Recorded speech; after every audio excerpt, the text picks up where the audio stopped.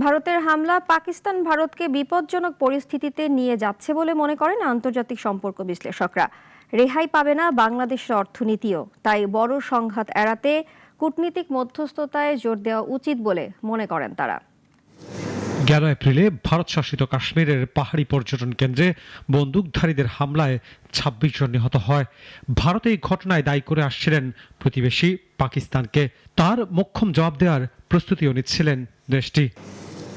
এরই মধ্যে গতকাল মধ্যরাতের পর ভারত অপারেশন সিঁদুর নামে এক অভিযান চালায় পাকিস্তান ও পাকিস্তান শাসিত কাশ্মীরে।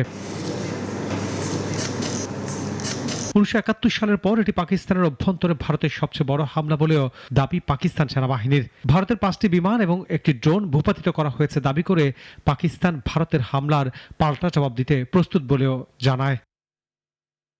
এতে করে দুই প্রতিবেশী পারমাণবিক শক্তিধর দেশ বড় যুদ্ধের দ্বার প্রান্তে দাঁড়িয়ে বলে মনে করেন আন্তর্জাতিক সম্পর্ক বিশ্লেষকরা। তো এগুলো কিন্তু খুব শঙ্কাজনক সংবাদ।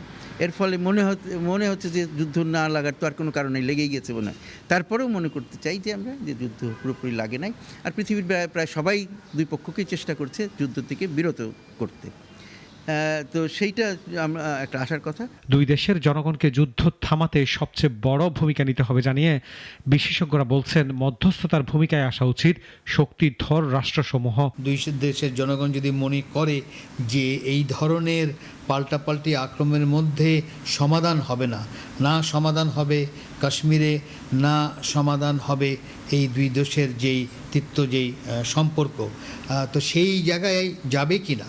কারণ এখন যেই একেবারে যে হাইপ হয়েছে তুলেছে এবং দুজোর মধ্যে একটা প্রচণ্ড প্যাশন তৈরি হয়েছে, তবে আমাদের দিক থেকে একটা আশা থাকবে যে তারা শান্তির দিকে তাড়াতাড়ি যাবে এবং একটা কূটনীতির মধ্যে যাবে। তবে দুই দেশের মুখোমুখি অবস্থানে শঙ্কা বাড়াচ্ছে বড় যুদ্ধের।